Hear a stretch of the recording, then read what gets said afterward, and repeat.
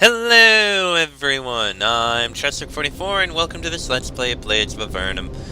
Last episode, we made our way into the Immolatum here. There were a few demons, but it wasn't that bad on the fighting area. Though there was a puzzle that's kind of a bitch that I still don't understand. There must be a way, but I was just throwing levers and hoping that would figure it out. Anyway, now it's time to go into this big room here, which probably looks very final. You enter a vast hall drenched in a multitudinous wave of blood. Pools of blood desperately attempt to escape their simmering abodes. The blood radiates a sickly glow and a vague sense of nausea. Gargoyles, stone servants of misery, raise vats of life energy about a central pond of blood. Their limbs are distorted in sharp agony. Their bodies are whipped and cracked. At the stinking head of this sight is a narrow humanoid figure shrouded in a web of darkness. Your journey is soon drawing to an end, but not without a confrontation. Yeah, that is a lot of blood. This is a very final hall. You come face to face with a tall, lithe woman with graying brown hair. Power fears her presence. Age dares not touch her. Her body hums like the distant chanting of druids. At her right is a staff bearing a ghastly demon's head. At her left is an open palm poised for magics. Between the hands gaze eyes of a distant dream, eyes so intense that they wrestle with the sun's brilliance. Words emanate from her like the mists of a sea breeze. Greetings. I am Tamara of the Yanhut. You are of the Empire, slaughterer of my people. The word slaughterer shatters as it hits the reddened walls. A smile parts her face. No worries. We of the Yanhut do not seek retribution, and yet I might find use in your aid. She stands poised, waiting for your next move. The blood. Is it human? Tamara reels back, causing the room to vibrate. Do not think I would violate the ways of my people and take the life of another. It is the blood of mere cattle and mere swine. She regally waves her hand in a ceasing gesture. I have already sensed your question. The blood, it fuels me. It is the source of my power. These magics extend my life beyond the callings of nature. I am no fool. Such magics are corrupting. I have only my will to guard against tyranny, the will that my lands will one day see peace, that will that my people shall not rest in vain. Your people violate the land so that they may rob its life essence. That is why I exist. That is why I parley with you now. I suppose I shall let you ask of me other queries. You're the source of the demons. You relay to her the heinous acts of her demon spawn. She joins her hands together in a slow, sweeping motion. I weep in the face of such destruction. I have no intent to cause retribution. I am merely driving out the invaders of this land. A tear thrusts through her ducts and slithers wryly down her cheek. My people were enslaved by your kind and subject to wretched illnesses. Now it appears that my control over the netherworld is illusory. I apologize for these deaths. I merely ask that these lands not be violated, that they be left in peace as a memorial to the harmony that could have been. This is all that I ask. Will you help me? Then where did all the people disappear to? She weeps openly. The wall is slumped with her grief. I suppose that my demon servants consumed their very flesh and gnawed their bones into a powder. I deeply regret the results of my actions. That means you're responsible for the deaths. She bites her lip angrily. I am no murderer. My people have practiced demon magics for centuries. This was an unforeseen circumstance that I deeply regret. I only wish to see Sharon laid to peace. And help you. How? She nods thankfully. I have tried to send message by means of my demon servants, but it appears they are unruly. I only wish that you deliver a message to your Mayor Lumberg. Tell him that he and his lot are being evicted. I wish no further conflict. Amadis must be dismantled and Sharon left in peace as a monument to the suffering of humankind. And what if Mayor Lumberg refuses? Then I shall have to continue my existence and plague the lands of Sharon. He will not rest until this land has been abandoned.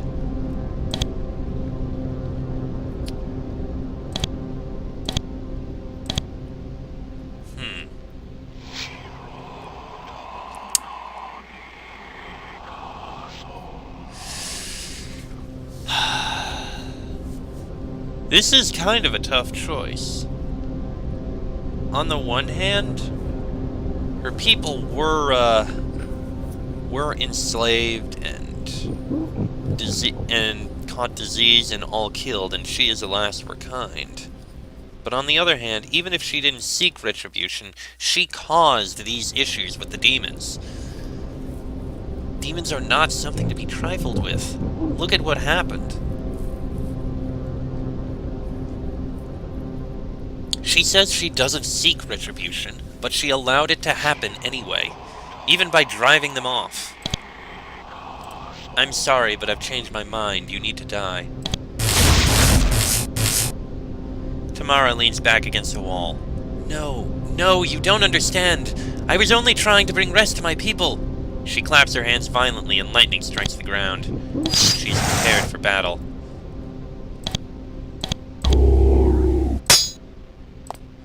And she is quite powerful indeed.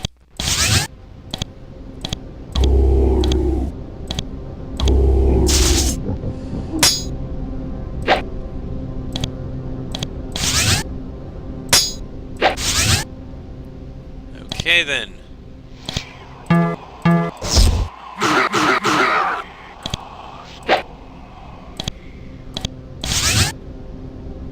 You know what? How about a blessing? Ow.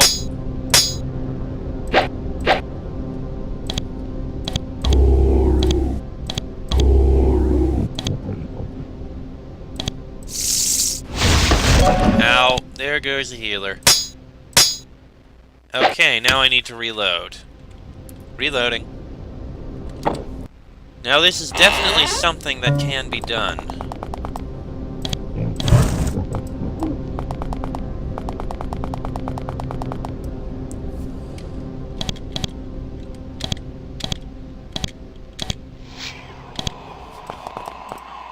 Okay, let's get all these spells cast.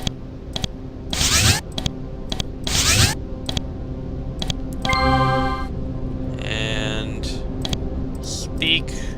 Change my mind, you need to die. Enter combat.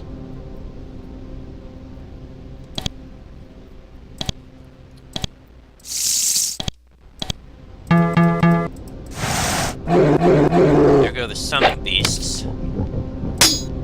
Oh, your haste already wore off.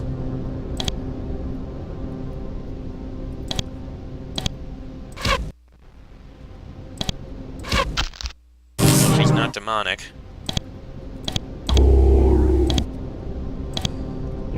Really? You already... Okay then.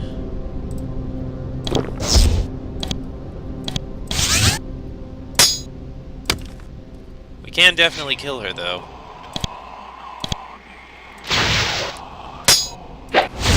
Ow, that's painful.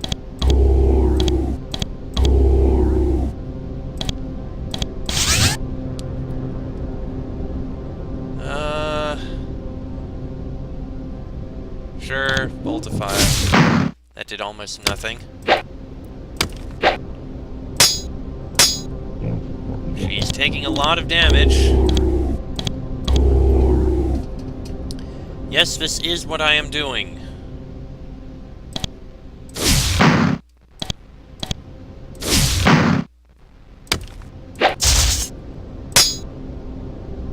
The wind passes through Tamara. Her body convulses as she coughs up a pool of bloody phlegm. The walls begin to droop and sway as the power flees from her body.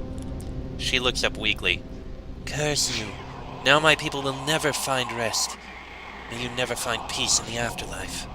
With that, the life fades from her and she perishes. Tamara, the source of the demons, is slain. You should go see Mayor Lumberg now. I intend to.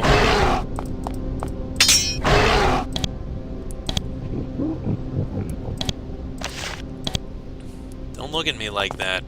After what she was doing, had to be dealt with. Ooh, a portal leading down. Is that a door? That is also a portal leading somewhere. Where does this portal lead, I wonder? This portal is marked Amatis. Presumably it will take you back to said town. It swirls and whirls as it waits for your action. Let's enter the portal. We're back in Amatis. Alright. I don't think we have anything we need to sell. No, we don't. Alright, let's report in the wonderful news. The demons are no more. Excellent, he bellers. I appreciate the effort you have undertaken on behalf of Amadis. The air of depression at last takes flight from Lumborg's weary face. Here, he pulls out a beautiful broadsword and a sack of coins. You have certainly earned it. Lumborg grins as he glances at a long-neglected mayoral ledger. What now? He smiles wryly. Whatever you wish. Hey, we got an unidentified dagger. He said he gave us a broadsword. Why do we have a dagger? Okay, let's get it identified. A mithril dagger. 3 to 12. Oh, wow, that's a lot of boosts. 5% to chance to hit melee, +1 to strength, +2 to riposte, and extra damage to undead. Sure, give that to you.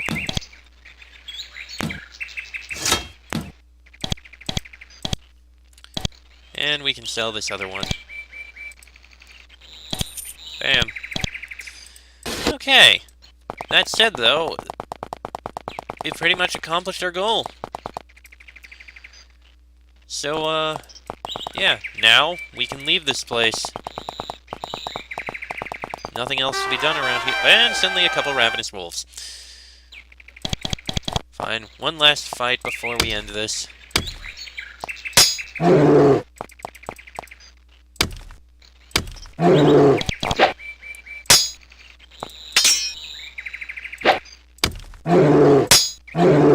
There we go.